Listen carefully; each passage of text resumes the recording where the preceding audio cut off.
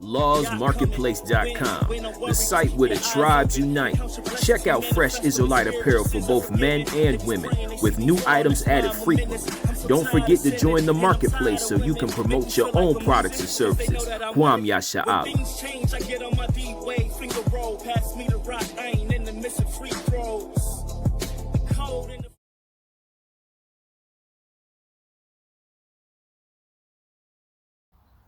Shalom, family. The soul food topic on tonight is Get Your Mind Right. Again, the title is Get Your Mind Right. As believers, we have to walk upright in this life. In order to receive the kingdom, we have to keep the commandments and do the will of God. But before it gets to, the things that we say or the things that we do, we have to control our mind. We have to control our thoughts. We have to purge ourselves of every unclean imagination and everything that's wicked, in order for us to please the Most High God, in order for us to have a righteous mindset, in order to do His will. So we have to get our mind right. So let's first go to Proverbs chapter 23 and read verses 7 and 12. That's Proverbs chapter 23, verses 7 and 12. Read that for me, Gail. Okay. Proverbs chapter 23, verses 7 and 12. For as he thinketh in his heart, so is he. Eat and drink, saith he to thee, but his heart is not with thee. Salakia. So the title again is Get Your Mind Right. Verse 7 is saying that as he thinketh in his heart, so is he. Whenever the scriptures mention heart, usually it's interchangeable with your mind. Okay, when it's talking about a man's heart, it's just talking about emotionally what a man thinks or what a man believes or his convictions. It's not his actual pumping heart, okay, with veins and arteries and blood and things of that nature, not the actual organ, but spiritually what's in his mind, what's in his soul, what's in his spirit, okay? So when it's saying, as a man thinketh in his heart, so that we understand that a physical heart that pumps blood cannot think. It's your mind that thinks. So we can substitute the word heart for mind. For as a man thinketh in his mind, so is he. That's the part I really want to focus on. All right? Because again, the title is Get Your Mind Right. If we want to be in a position to serve the Most High God in sincerity and truth, we have to get our mind right. And in order to get our mind right, we have to think righteously. We have to think in a way that is in accordance with the Most High God's order. Okay, so as a man thinketh, as he thinketh in his heart or mind, so is he. Eat and drink, saith he to thee, but his heart is not with thee. So this is speaking in reference to a man that, speaks with his mouth and says, he's your friend, but then when you sit down to eat, he shows his true character. But the point I want to grab out of that is, whatever you think in your mind, that's the manner of person you are. You can say with your mouth, I'm this and I'm that, but if your thoughts are perverse, then you are perverse. If your thoughts are righteous, then you are righteous. Okay? Because if your thoughts are righteous, then that will lend itself to the actions you perform, and your actions shall indeed be righteous. But if your thoughts are carnal, your thoughts are wicked, your thoughts are perverse, then that will lend itself unto the deeds you perform, and those will be wicked as well. From there, let us go to the book. Verse 12. I'm sorry. Thank you. Verse 12. You read that for me. Apply thine heart unto instruction, and thine ears to the words of knowledge. Read it one more time. Apply thine heart unto instruction, and thine ears to the words of knowledge. So, verse 7 says, for as he thinketh in his heart, or we can substitute the word heart for mind, so as a man thinketh in his mind, so is he. All right, verse 12 is saying, applying thine heart, we can again exchange heart for mind, apply thy mind unto instruction. What is this instruction that the writer is talking about? He's talking about the word of God. He's talking about the precepts. He's talking about the commandments, judgments, ordinances, and statutes that are described here in the Bible. Apply thy mind or thy heart into instruction. So in order to get your mind from being perverse to getting it to being holy, you have to apply your mind to instruction, meaning you have to study the righteous precepts. If you're wicked, the only way you can get righteous is by learning what righteousness is and applying yourself to do it. Okay? And thine ears to the words of knowledge. So when a righteous man declares words of knowledge, it is imperative, if you desire to be righteous, to listen. Listen very carefully to the words that he speaks. Hearken unto those words that he speaks. Okay, and apply your heart or your mind to them, and you shall increase in understanding. Okay, now let us go to Romans chapter 8, verses 5 through 8, and 12 and 13. Again, that is Romans chapter 8, verses 5 through 8, and 12 and 13.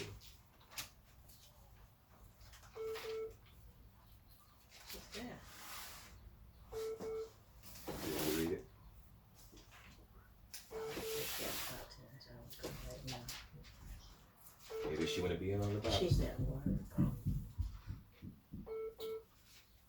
All right, Romans chapter 8, verses 5 through 8, 12 and 13. I'll read it.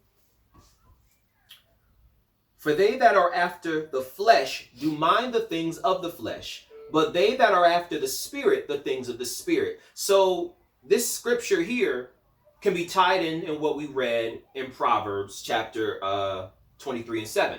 So it says, for as a man thinketh in his heart, so is he. The same thing is being echoed here in the book of Romans. For they that are after the flesh do mind the things of the flesh. So if your mind is thinking fleshly, then that's the manner of man you are. You're a carnal, fleshly, worldly man, secular man, okay?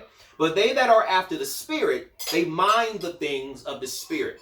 So if your mind is righteous, if your mind is spiritual, if your mind is holy, then your conduct, your conversation will likewise be spiritual, holy, and righteous. Okay? Verse 6. For to be carnally minded is death, but to be spiritually minded is life and peace. So to fill your thoughts with only that which is carnal will eventually lead to death. That is a fact. That is a biblical fact. Let me read it again. For to be carnally minded is death. There are many people that we meet and interact with on a daily basis who are carnally minded. They only think about things that pertain to their carnal desires, whether it be lust, whether it be greed, okay? Talking about who they can have sex with, talking about what they could smoke or enjoy, talking about what type, trying to get money and this and that. To be carnally minded is death. But to be spiritually minded is life and peace. So when you meditate on that which is spiritual, which is godly, it will lend itself to life and peace. Verse 7, because the carnal mind is enmity against God. So why is it that the carnal mind will lead to death? Because the carnal mind and the thoughts of a carnal mind are in enmity or in opposition to God. God's will calls for you to be one way. The carnal mind will dictate you living another way that is contrary to God. So if you're carnally minded, you cannot perform the will of God. There's no way you can do it because God's mind is not carnal. And so if you seek to follow God and be obedient, you cannot be carnal minded. You will always be in opposition to God. So when God say do this or do that according to his word, the carnal mind is say, I don't know about that. I got my own plans. I got my own beliefs. I got my own convictions. Yeah, that sounds okay, but I think I'm going to do it a little like this. The carnal mind will lead to death. Verse 7 again.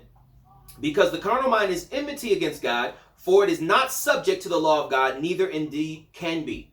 So there's no way you can redeem the carnal mind. It is good for nothing. It cannot perform the will of God. Verse 8. So then they that are in the flesh cannot please God.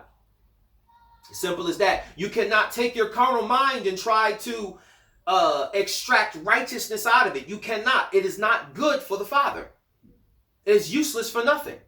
What you must do is rid yourself of that carnal mind in order for your mind to begin to be righteous so that it might be pleasing to God. Because your carnal thoughts will not lend itself to obeying the laws of God. It said it indeed cannot be. It cannot follow God's law. If the law says to keep the Sabbath day and you have a carnal mind, your mind will always be thinking of a way to circumvent the precepts of righteousness so that you can get your way and please your flesh. Even as the scriptures talked about, I believe it might be Isaiah or perhaps Ezekiel, where speaking of the men of Judah who wanted the Sabbath day to be over with so they can get back to selling. They wanted to rush the Sabbath day over with so they can get back to pleasing their flesh. They did not make the Sabbath day holy unto the Most High God. Because the scriptures, the commandment given in Exodus isn't just keep the Sabbath day, but to keep it holy. When you're carnal, you can't keep nothing holy. Because everything is fleshly to you. Everything is carnal. To be carnally minded is death. So whenever it comes to the laws of God and trying to keep them, if you retain a carnal mind, you will always break the commandments. It's just a matter of time. Because it says right here in verse 7, because the carnal mind is enmity, meaning in opposition, meaning against, meaning to war against God. Your mind cannot be friends with God, okay? Your carnal mind. Against God. For it is not subject to the law of God, meaning it's rebellious to the law of God. Neither indeed can be. Let's skip down to verse 12 and 13. Therefore, brethren, we are debtors, not to the flesh, to live after the flesh. 13. For if we live after the flesh, we shall die. Again, going back to verse 6, to be carnally minded is death. So if we are carnally minded, then the thoughts in our mind will eventually play out through our members. And we will be men of the flesh, not men of the spirit. Not if we're carnally minded. So the carnal mind will lead to fleshly wicked deeds, right? Verse 13. For if we live after the flesh, we shall die. So you think those carnal thoughts, then you perform those carnal fleshly deeds, and then that'll eventually lead to death. For the wages of sin is what? Death. Okay? But if we through the Spirit do mortify the deeds of the body, ye shall live. So again, the topic is get your mind right. So if you get rid of that carnal mind and you start to meditate, as we read in Proverbs, apply thine heart unto instruction and give thine ear to words of knowledge. So if you rid yourself of the carnal mind and begin to meditate on that which is righteous, to make your mind righteous, to make your mind spiritual, then the deeds you perform will begin to be righteous. They will begin to be upright. Okay? And you shall live and not die. But if you remain in a carnal state of mind, you will eventually die. Okay? Okay, let us go to 2 Corinthians chapter 10, verses 3 through 6. Okay, I'll have you read that. 2 Corinthians chapter 10, verses 3 through 6.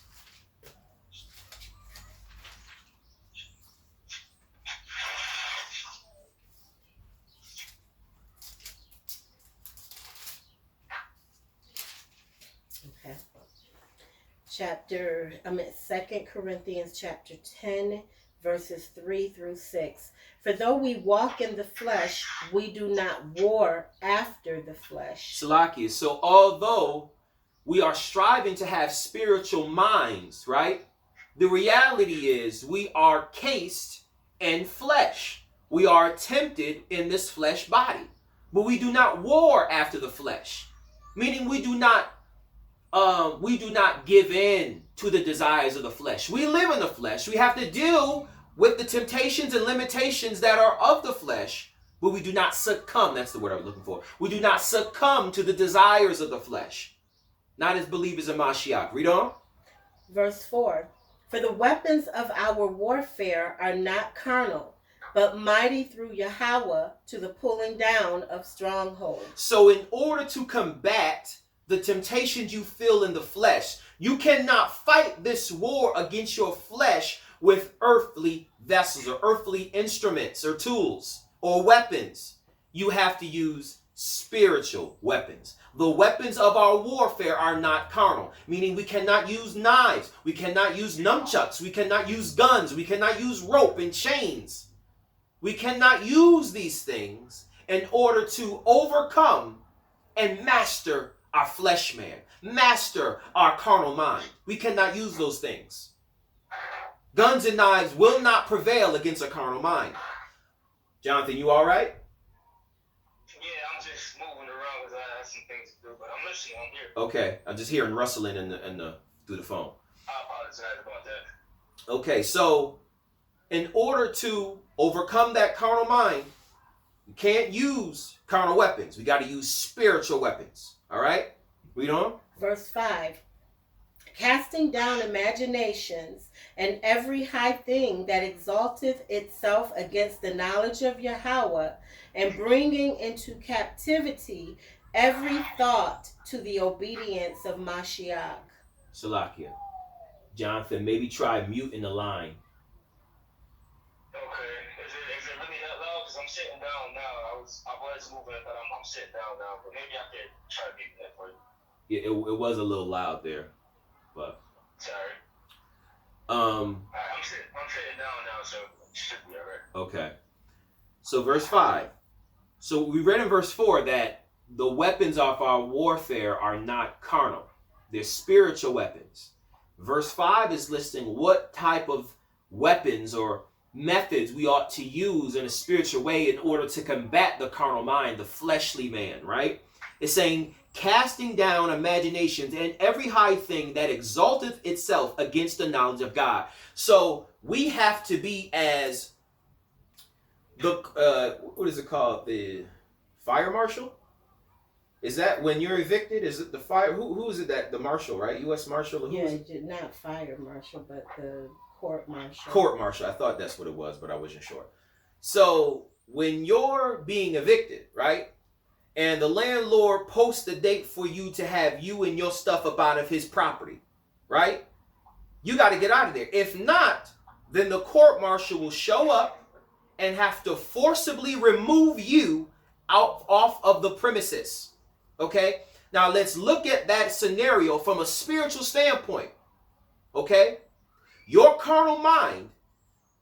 Okay, the house is your mind or your vessel, your spirit, right? Your carnal mind are the tenants, the non-rent paying tenants in your mind, in your home, right?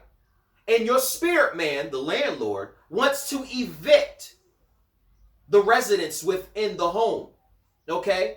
And now we have to be spiritually minded, likened unto a court martial, and physically, forcibly remove these unwanted residents out of the home, okay? Look at the language here in 2 Corinthians. Casting down imagination, right? And every high thing that exalted itself against the knowledge of God, and bringing into captivity. That's like putting somebody in a headlock. Bringing into captivity, putting yokes of chains about somebody. Fetters. Restricting and restraining and binding someone. Bringing into captivity, right? Every thought to the obedience of Mashiach. So the court martial has been given documentation, a subpoena, or whatever it is. And when he shows up on the day of eviction and you're still in there, he says, I have the right to come into your home. No, you can't come in here. Get out the way. I'm coming in. It's time for you to get out. No, man, but I'm taking a shower. You're going to have to take it somewhere else. It's time for you to get out of here. You're being evicted. And it is my job to remove you from the premises. You and your stuff got to go.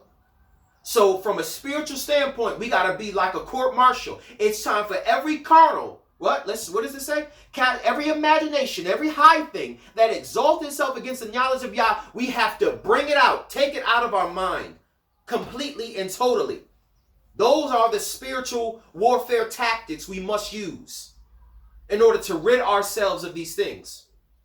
Again, the topic is get your mind right. And bring it into captivity every thought to the obedience of Mashiach. Can you repeat that? I'm sorry. Repeat what exactly? What you said, before you said get your mind right. The spiritual tactics that we must use. Yes, so I was just correlating the scenario and wherein unwanted tenants are being removed from the home. We have to have a spiritual frame of mind like a court martial would have when it's his duty and responsibility to remove those unwanted, evicted, non-rent paying tenants out of the premises, off of the property. So we got to have that type of spiritual warfare tactics when tackling the carnal mind that we possess. We cannot be lackadaisical. We can't, like the scripture says in verse 4, we can't use carnal warfare. We can't use guns and knives and things of that nature. That won't profit. You must use spiritual warfare. And you must be forceful against these perverse, carnal, fleshly, wicked thoughts that roam through the realm of our mind. We must subjugate them, bring them into captivity, put these wicked thoughts in a chokehold of full Nelson spiritually. We must do that and bring every high thought down, casting down imaginations. What imaginations are you talking about? The imaginations of vanity, the imaginations of pride, the imaginations of lust and concupiscence, the imaginations of greed and filthy lucre, the imaginations of anything that you can think of, these imaginations. Let's get more specific. The imaginations of fantasizing about another man's wife. We got to cast down those imaginations. The imaginations of gluttony and overeating. We got to cast down those imaginations. The imaginations of trying to do our brother wrong and having ill will towards our brother and not walking in the love that we ought to have towards the children of our people. That's an imagination to cast down. Looking to not keep the commandments. Being double-minded. That's an imagination that must needs be cast down. Okay? Verse 6. Yes. I'll read that. And having a readiness to revenge all disobedience when your obedience is fulfilled. Let me read that again, because let's think about the scenario where the court martial is evicting the tenants, right? The court martial at this point, he's not concerned with the welfare of the tenants. Look, you were given this notice, weeks in advance. The date was posted. We went through all the legal proceedings. You know what I'm saying? Now the day has come.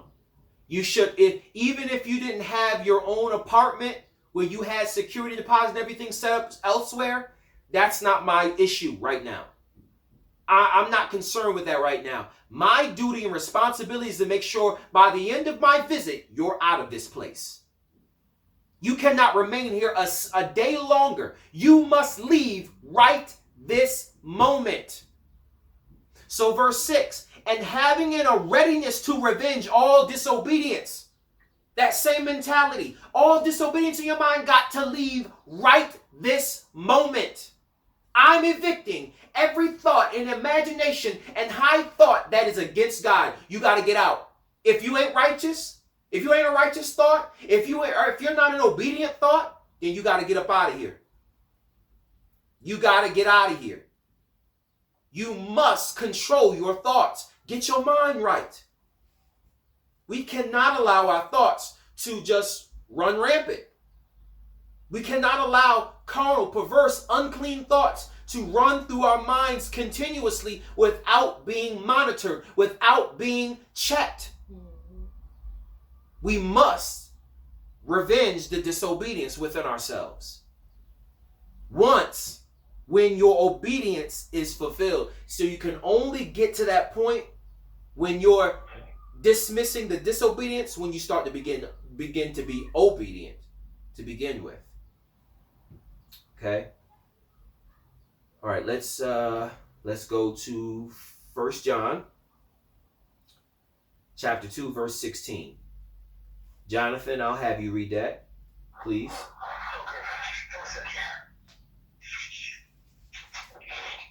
That's 1 John chapter 2, verse 16. Verse right? Yeah, 1 John chapter 2, verse 16. Alright. For all that is in the world, the lust of the flesh, Uh-huh. and the lust of the eyes, Uh-huh. and the pride of life, is not of the Father, but is of the world. Thank you. So those are the three categories right there. Okay? The lust of the flesh, the lust of the eyes, and the pride of life is not of the Father, but is of the world. So these things cannot be in our mind, cannot be in our heart, cannot be in our spiritual man. As we read in Romans chapter 8, these things are in enmity with God. They are not subject to the law, nor indeed can be. The lust of the eye, lust of the flesh, and the pride of life, these things cannot please God.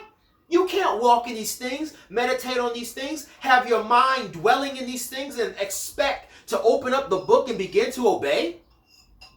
But you must rid these things. If the lust of the flesh, the lust of the eyes, and the pride of life are dwelling in your temple, you got to be like that court marshal and knock on that door and say, yo, time to get up out of here.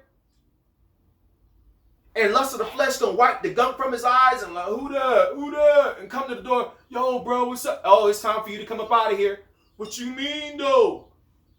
You were evicted 30 days ago. It's time for you to leave the premises. I'm evicting you. It's time to go. Bro, let me just get dressed. No, grab your shoes and get out of here. Matter of fact, you don't even need your shoes. Just get out. We'll put everything out on the lawn. Don't worry about it. On the curb. On the curb. So it's time to remove these things from our life. Now, first we're going to deal with the lust of the eyes. We're going to deal with the lust of the eyes before the flesh. Gail, I have you go to Psalms 119, verses 36 and 37. So we're going to deal with the lust of the eyes. Psalms 119, verses 36 and 37.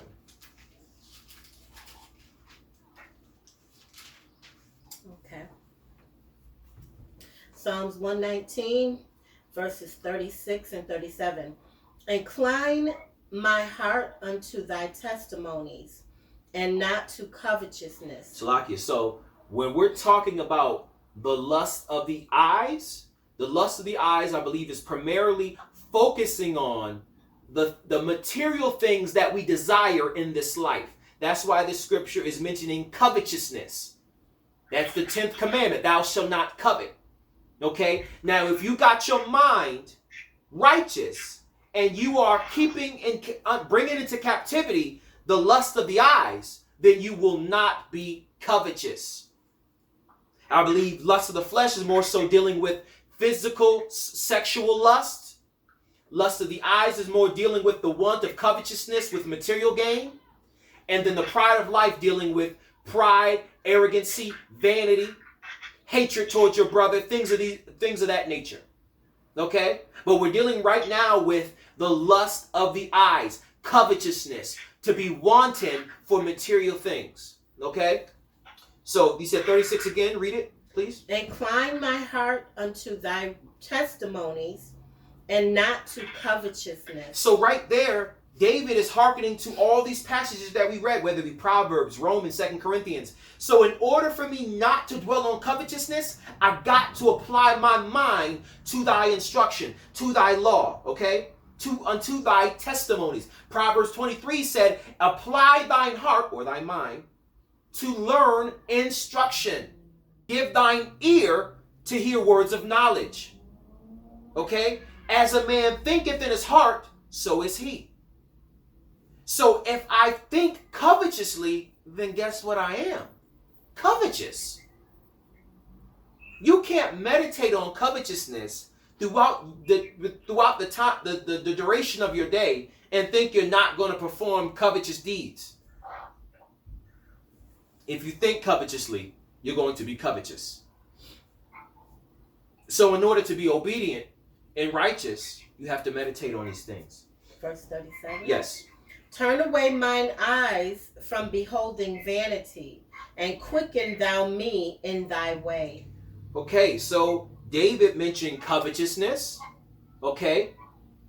We know that David committed a great sin before the Most High in coveting another man's wife, and took her for himself, Bathsheba. So he said, he's praying here, incline my heart unto thy testimonies and not unto covetousness. I don't want to meditate on covetousness, because if I do that, then I will be covetous. I will perform covetous deeds. And if I do that, I will be in transgression of thy law. But rather, verse 37, turn away mine eyes. Again, we're talking about getting your mind right. 2 Corinthians chapter 10, Slakia, has given us the formula, has given us the spiritual warfare on how to combat these things. You have to be like a spiritual court martial and evict everything out of your mind, casting down every imagination, bringing into captivity every thought to the obedience of Mashiach. You must rid these things from your mind. So David is saying, how can I practically apply ridding my mind of covetousness? He's saying, turn my eye, right? Because we're talking about the pride of, the lust of the eyes. Turn away mine eyes from beholding vanity. Quicken thou me in thy way. So one great way to help keep your mind from the lust of the eyes, meaning material gain, meaning covetousness, is to keep your eye off of it. Your eye, whatever it beholds, it will be, enticed to, want to go after. But if you turn your vision from beholding these things that might cause vanity or covetousness within you, then it will reduce the probability that you will go into vanity and covetousness. So David is pretty much saying, Heavenly Father, help me to apply these practical methods of righteousness that I might keep your commandments. If covetousness is something that I'm dealing with, and vanity is something that I'm dealing with, then I need to turn my eyes away from the figure of vanity or the figure of covetousness for me. Obviously, when David was upon the rooftop and he saw Bathsheba, he saw her naked, he saw her beauty, and he was moved. His eyes literally beheld her, and he was, and vanity and lust grew in his heart, which turned into covetousness, and he was so moved with sexual wantonness, he said, yo, bro, go get her and bring her to my house. Bring it to my bed. Okay, all right. You sure, David? Like that she is a married woman. I know that. But she is bad. Go get that. Yes. I just have a question. Does that also fall into, for David, being a king, the pride of life, because he can have whatever he wants? Yeah, that could fall into that too. The vanity part, especially. Can you say that again? I was asking Craig if the lust of the eye, the lust of the flesh, and the pride of life, if when David was lusting after Bathsheba, who was a married woman, if that also fell under the pride of life, because David was a king and he could have whatever he wanted, the pride of being a king, So David is asking the Heavenly Father to help him with practical application to keep his commandments. I don't want my eyes to behold vanity, because the last time I did that, got me into some trouble, got me into some hot water. So if as men, right, we're dealing with being tempted by women, even as David was, we have to apply the same principles that David did in order to avoid lust, vanity, and covetousness. We must remove our eyes from women. Okay? We must do that. Same thing applies to the women. That may be something for some women who can't help themselves. They got a man. They love their man. Their man is handsome. But because that carnality still dwells in them, they look and see a handsome man and they can't help but look on him. They can't help but gawk and stare and say, he is fine. But you got to deal with that. David gave the solution, 37, turn away mine eye from beholding vanity and quicken thou me in the way. So instead of me meditating on how beautiful she is, let me meditate on your righteousness. I got to replace that. I'm sorry to cut you off. I just realized that that's what we were spoken about earlier on the phone. Bathsheba, that was her name. Yeah. Oh. David in the trouble. King David in the trouble.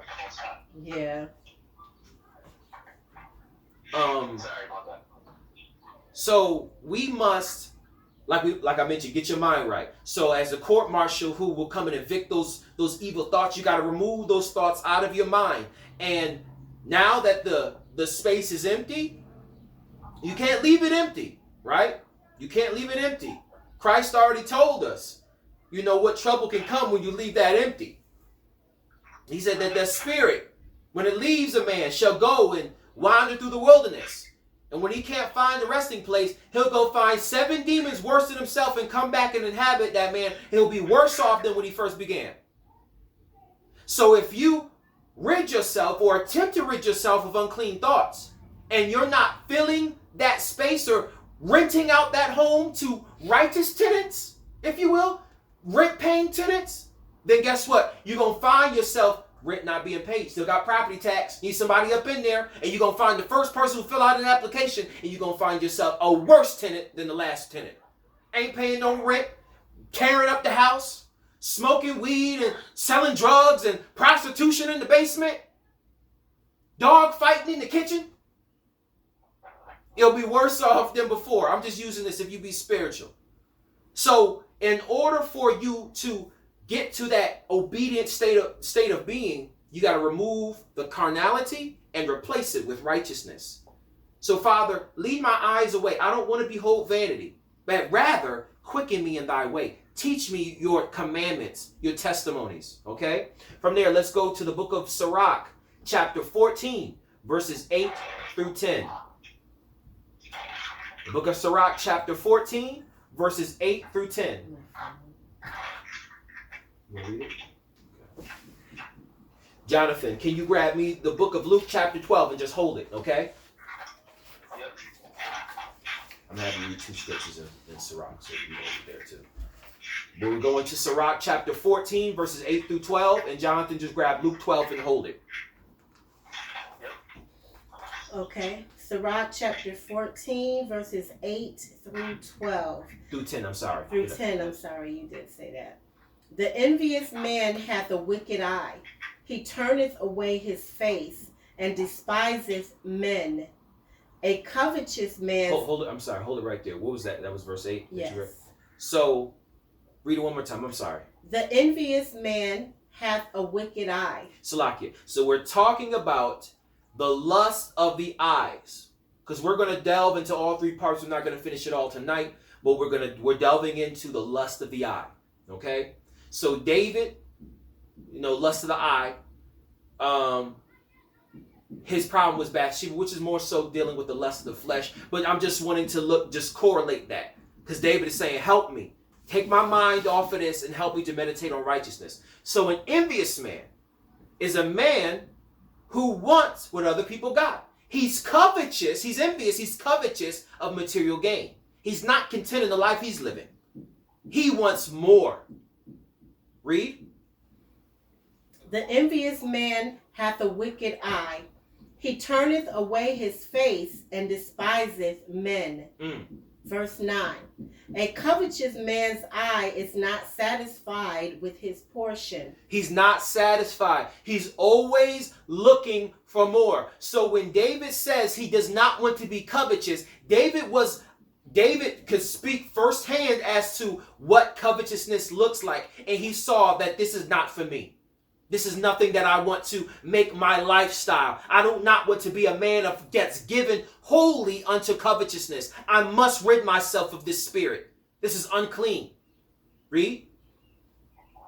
And the iniquity of the wicked drieth up his soul. Verse 10. A wicked eye envieth his bread, and he is a niggard at his table. When it says nigger, it's not talking about nigger like just a bum, but it's saying nigger is in one that is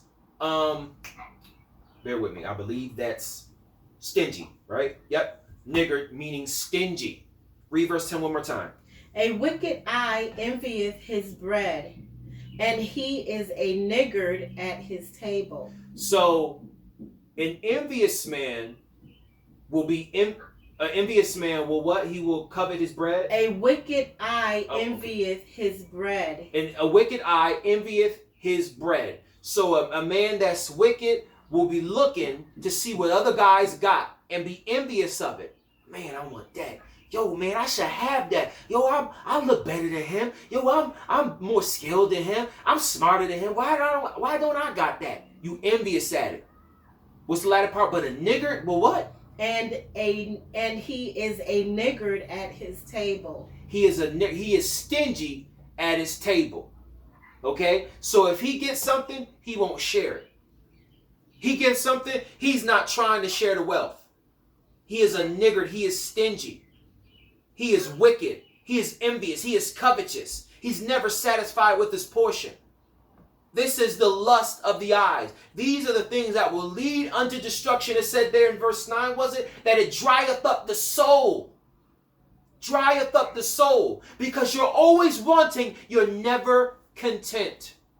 That's vanity. You're never content. Never pleased in anything. You're always looking for better. You're always looking for better. Searching and, trying to get better. You're never content. Okay? Go to chapter 39 and hold it. Jonathan, you got Luke 12? Yeah. What verse? Grab me verses 15 and then 19 through 21. Luke chapter 12, verses 15, 19 through 21. All right, and I start? Yeah, go ahead. Okay. And he said unto them, take heed and beware of covetousness.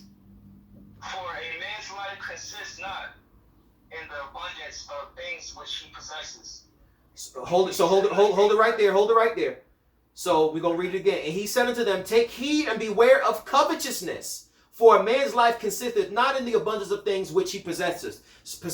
Thank you. So this was based off of what Yahawashi was talking. He was talking to a young man who found fault with his brother because his father had passed away, and there was an inheritance that both he and his brother were supposed to get, but the brother had taken the inheritance for himself and didn't seek to share it.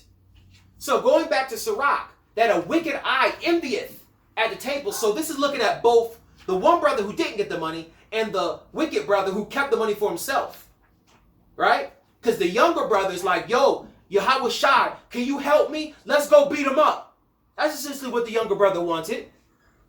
This nigga's supposed to give me that money. Yahawashi, yo, let's go over there. Can you make him give me the money?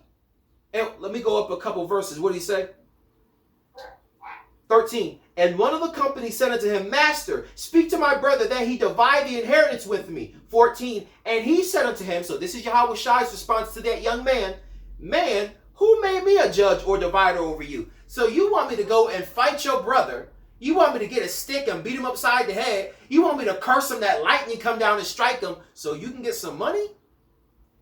I'm not called to do that.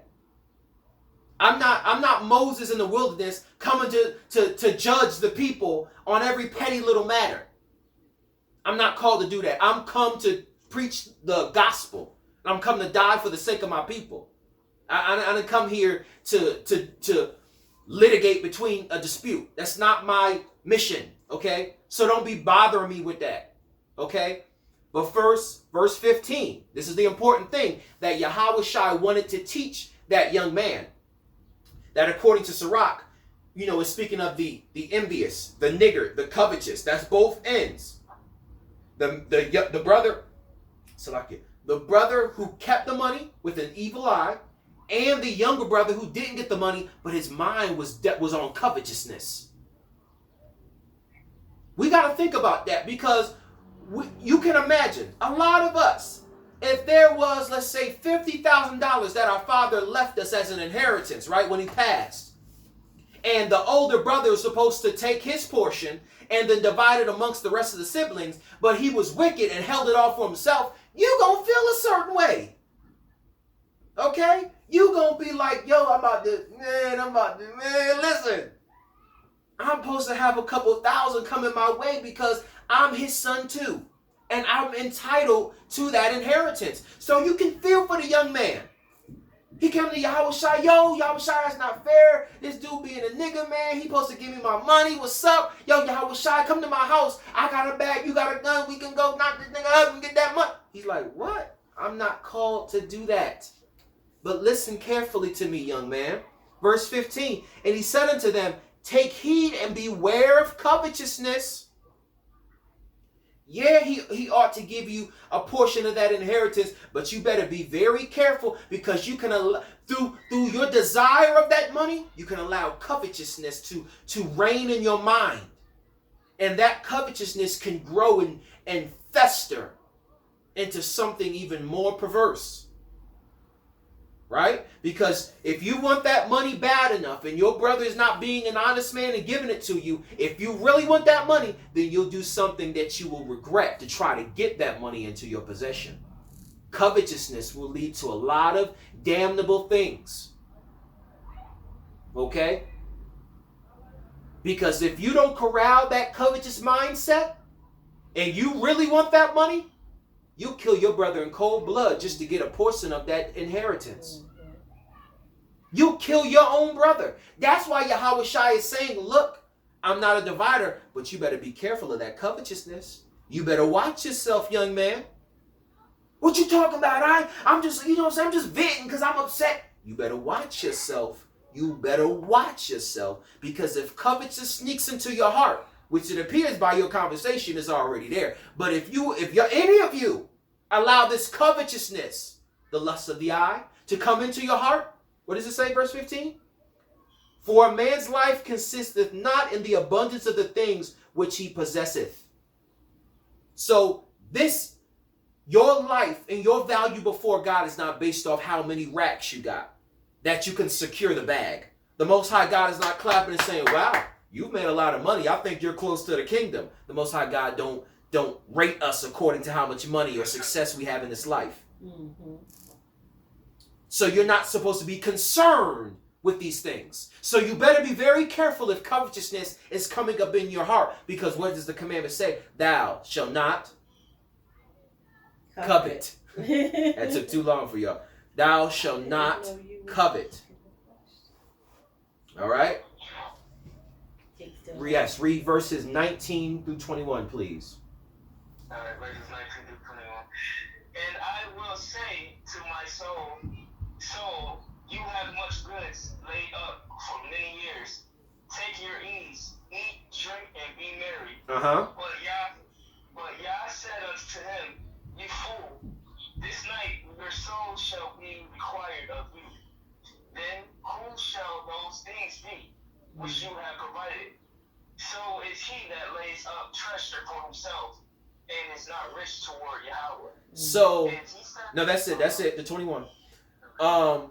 So that right there is a parable that expounds off what Yahawashi said in the latter part of verse 15. For a man's life consisteth not in the abundance of the things which he possesseth. So he spoke of a parable that a man was wealthy, had everything heart could wish, and thought, yo, I got everything I need. I'm going to go build some more. I'm going to do this and do that. And the Most High said, thou fool, you've laid up all of these treasures for yourself on earth. You didn't lay up no treasures for me. You didn't lay up no treasures for me. Now you're going to be required. And now all these riches that you done built yourself up to get, now they will be given to another man. Another man will possess your riches and you'll die having nothing. You can't take none of it with you. Okay? So beware of covetousness, because material gain is not what your life is valued on. The Most High does not value your soul based off how much money you made in this life. Okay? All right, from there, Gail, can you grab me Sirach chapter 39, verses 1 through 3, last scripture tonight. Okay. Sirach chapter 39, verses 1 through 3. But he that giveth his mind to the law of the Most High, and is occupied in the meditation thereof, will seek out the wisdom of all the ancient, and be occupied in prophecies. Salakia, so this is the formula. Similar to what 2 Corinthians 10 was saying. For the weapons of our warfare are not carnal, but mighty through God to the pulling down of stronghold, casting down every imagination, every thought to the obedience of Mashiach. Okay? So this is pretty much saying the same type of thing. You must meditate on the laws of God. You must meditate on these things. You must practice the sayings of the ancients, meaning the prophets, meaning the elders of old. The things that they said, you must say. The things they meditated on, you must meditate on. The things that they did, you must do. And occupy your mind in prophecy. The things that have yet to come to pass, the things that have come to pass. The prophecy of the scriptures. Occupy your mind in that. Not on how to make more money. Not on how to get more girls. Not on this and on that. But read verse 1 again. But he that giveth his mind to the law of the Most High But he that giveth his mind to the law of the Most High. Salakia, title is Get Your Mind Right. So how do you get your mind right? Giving your mind to the law of the Most High. Read. And is occupied in the meditation thereof, will seek out the wisdom of all the ancient, and be occupied in prophecies. Read on. He will keep the sayings of the renowned men, and where subtle parables are, he will be there also. Verse 3. He will seek out the secrets of grave sentences, and be conversant in dark parables. He will be conversant in dark parables. So conversant meaning to be knowledgeable in dark parables. So in the deep understandings in the parables that Christ gave, or in the symbolism or metaphors, or there's another word I'm looking for, but the different poetic language of the scriptures, whether it be in the book of Psalms or Proverbs or Ecclesiastes or whatever. We may not have all obtained that level of understanding and knowledge, but we should be seeking that out daily. Why? Because we're removing carnality out of our mind to make room for righteousness. Okay? We don't need to know what's Cardi B's top 10 hits. That's useless information. Remove that from your mind and fill your head up with the 10 commandments. How about that? Hallelujah. Okay? We don't need to know, what's the best stocks to buy in the market right now. Remove that from your mind. That's useless. How better yet, let us know how to better keep the commandments, how to love our neighbor. Let us try to understand the prophecies in Isaiah, in Jeremiah, in Ezekiel, in Daniel. We might be a little troubled and say, I don't quite understand. But if you continue to study or ask someone who has a better understanding, you will grow in understanding. Okay? So, again, the title is Get Your Mind Right. That was part 1, and we'll finish the rest on a later date. Shalom, family. Shalom.